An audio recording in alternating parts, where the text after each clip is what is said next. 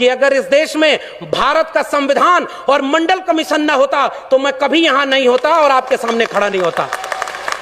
तो जिस सीढ़ी से चलकर मैं आया हूं वो सीढ़ी मेरी आंखों के सामने तोड़ी जा रही है, और मंच पर आकर के मैं आपसे तालियां बजवाने के लिए वो बात कहूं कि सब लोग खुश हो जाएं और कल को मुझे वाइस चांसलर बना दें, वो वाइस चांसलरी किस काम की है कि कल वापस जाके जब मेरे लोग मुझसे पूछेंगे मेरी नौकरी बर्बाद हो गई, शिक्षा बर्बाद हो गई, रोजगार बर्बाद हो गया, तुम उन लोगों के साथ बैठ करके कह रहे थे जय भीम जय मंडल। ये सबसे बड़ा खतरा है। उन लोगों को पहचानिए जो आपके वैचारिक दुश्मन हैं। मैं ओबीसी समाज से आता हूं और मैं ओबीसी समाज को एक शिकायत करता हूं। इस देश में ज्योतिबा फूले माली जाति से आते थे, ओबीसी थे। डॉक्टर अंबेडकर ने उन्हें अपना तीसरा गुरु बनाया था। शाहू जी महाराज ओबीसी जाति के थे। पेरियार चरवाहा समाज के थे। ओबीसी घरों में इनकी तस्वीरें नहीं है। शिवदयाल सिंह चौरसिया 1928 में बिहार में और उत्तर प्रदेश में आदि हिंदू सभा बनाए, और जब हिंदू लोगों ब्राह्मणों के पास गए और उनसे कहे कि मैंने आदि हिंदू सभा बनाया है, इसकी मेंबरशिप ले लो, तो ब्राह्मणों ने कहा हम हिंदू थोड़े ही हैं, हम तो आर्य हैं। तब चौरसिया साहब खड़े हुए और उन्होंने वो पर्चा फाड़ के कहा जब तुम हिंदू हम हिंदू, हम तो ये समझते थे दोनों एक हैं, और जब तुम हिंदू नहीं तो हम भी हिंदू नहीं। और उन्होंने उसका नाम बदल कर कहा depressed classes league, backward classes league. 1948 में उसका लखनऊ में सेमिनार कराया और उसकी अध्यक्षता करने के लिए पेरियार और डॉक्टर अंबेडकर को बुलाया, तब जाके बहुजन एका बनी थी। बस खतरा यह है कि उन लोगों को पढ़ने ही नहीं दिया गया। पनवाड़ी घरों में शिवदयाल सिंह चौरसिया का नाम नहीं है। मेरे अपने यादव घरों में पेरियार ललई सिंह यादव का नाम नहीं है। पेरियार ललई सिंह यादव ने क्या कहा था, मैं उनकी बात कह के रहा हूं। बलिदान न सिंह का होते सुना, बकरे बलिवेदी पर लाए गए, न काटे टेढ़े पादप गए, सीधों पर आरे चलाए गए, विषधारी को दूध पिलाया गया, विषहीन सदा तड़पाए गए। ये कहा था पेरियार ललई सिंह यादव ने।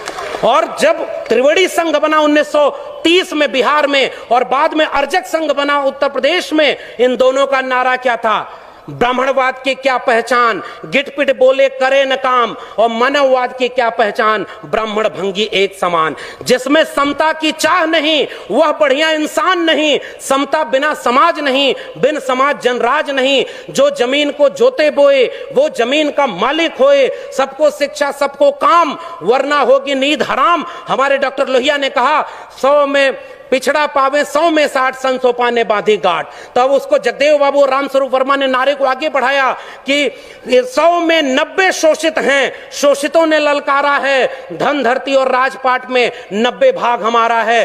10 का शासन 90 पर नहीं चलेगा, नहीं चलेगा। जो जमीन को जोते बये वो जमीन का मालिक होए, और राष्ट्रपति हो या भंगी की संतान, सबको शिक्षा एक समान, सबको शिक्षा सबको काम, वरना होगी नींद हराम। और सबको शिक्षा दे न सके जो, वो सरकार निकम्मी है, और जो सरकार निकम्मी है वो सरकार बदलनी है। आप नेताओं के गुलाम बन गए इसलिए क्योंकि आप एकजुट नहीं रहे।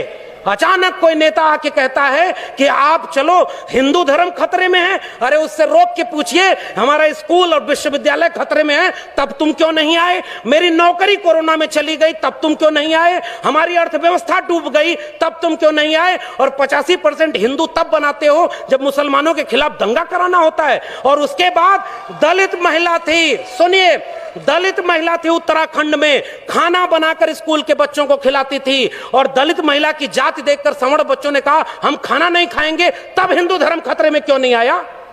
यह मेरा सवाल है। उस महिला की जाति देखते हो क्योंकि वो दलित है इसलिए हम खाएंगे नहीं? पूछिए उन लोगों से 2 अप्रैल के भारत बंद के दिन वो लोग कहां थे जो केंद्र से लेकर के राज्य में सत्ता में बैठे थे और दलित सीटों पर चुन करके गए थे? पूछिए उन लोगों से 13 पॉइंट रोस्टर आया तो वो कहां थे? पूछिए उन लोगों से नई शिक्षा नीति के नाम पर जब सब बेचा जा रहा है, और आज आप कह रहे हो पाकिस्तान कब्रिस्तान। इस देश में हिंदू मुस्लिम की आग तब लगाई जाएगी जब दलित पिछड़े आदिवासी बच्चे अपनी शिक्षा, रोजगार और स्वास्थ्य की बात करेंगे। आज इस देश में एक दलित को राष्ट्रपति बना दिया गया और हाथरस में बेटी को पेट्रोल डाल के जला दिया, तब उस राष्ट्रपति की क्यों जय जवान खोली? यह सच पूछना जरूरी है। और आपने मुझे आमंत्रित करने का जोखिम लिया था, मैं अपना काम करके जा रहा हूं। आपने ये बात जो कही थी ऐसे मंचों पर आप हमें नहीं भी बुलाएंगे तब भी भारत के संविधान और मंडल कमीशन ने एक नौकरी दे दी है, हम वहां गुजारा कर लेंगे, हमें आपका वोट नहीं चाहिए। लेकिन मैं चाहता हूं कि इस मंच से घर जाने के बाद ये महिलाएं और बच्चियां, ये नौजवान अपने घर में अपने बाबूजी से पूछें कि आप तो धर्म को बचाने गए थे, मेरी शिक्षा, मेरी रोजगार, मेरी नौकरी और मेरे देश को बेचने वालों के साथ क्यों खड़े थे? ये सवाल आपसे पीढ़ियां पूछेंगी। मैं जानता हूं कि मेरी बातों का कोई असर नहीं होगा, पता नहीं अगली बार आप बुलाएंगे भी कि नहीं बुलाएंगे। लेकिन मैं ये बात कह के जा रहा हूं, जंगल में आग लगी, चिड़िया पानी डाल रही थी और कुछ चिड़िया उस पेड़ से उड़ नहीं रही थी। कविता लिखी है कि आग लगी इस वृक्ष को, जलने लागे पात, उड़ते क्यों नहीं पक्षियों जब पंख तुम्हारे पास। उन पक्षियों का जवाब ध्यान से सुनिएगा, फल खाएं इस वृक्ष का, गंदे कीन्हे पात, धर्म हमारा यही है, जले इसी के साथ। आपके लोग आपको छोड़ करके जो चले गए अपनी सत्ता और कुर्सी के लिए, बाबा साहब के सबसे अच्छे वारिस, सबसे बड़े वारिस ने एक किताब लिखी है, उसको पढ़िएगा, चमचा युग। उस किताब में कई किस्म के चमचे लिखे हैं। 1932 में पूना पैक्ट, आज लोग कहते हैं गांधी बनाम गोडसे, गोडसे की मूर्ति और गोडसे के नाम पर इस देश में दंगा। बाबा साहब ने कहा, और यह बात हमें समझनी चाहिए, अपने पुरखों का केवल नाम लेके फोटो पर माला चढ़ा रहे हैं, नौजवानों की पीढ़ी को समझाइए, नहीं तो कल को आज रामायण देख रहा है टीवी पर, कल राम मंदिर बनवाने चला जाएगा, आपका घर लुट जाएगा, वहां आप खड़े हैं। तब डॉक्टर अंबेडकर रोए थे, पूना पैक्ट जब करके आए।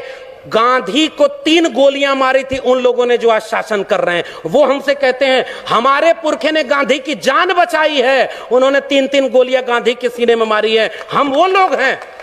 और आखिरी बात कह के जा रहा हूं, इस देश में बहस चला रही है गांधी बनाम गोडसे, आप गांधी के साथ हैं कि गोडसे के साथ हैं? मैं कहता हूं गांधी बनाम गोडसे में हम गांधी की हत्या करने वाले नहीं, गांधी का जीवन बचाने वाले डॉक्टर अंबेडकर के साथ हैं। पेरियार ईवी रामास्वामी नायकर और गांधी की बहस में हम पेरियार के साथ हैं, भगत सिंह और गांधी की बहस में हम भगत सिंह के साथ हैं। हम डॉक्टर अंबेडकर और गांधी की बहस में गांधी की नहीं डॉक्टर अंबेडकर के साथ हैं, और गांधी और लोहिया की बहस में हम लोहिया के साथ हैं। ये हमारी विरासत है।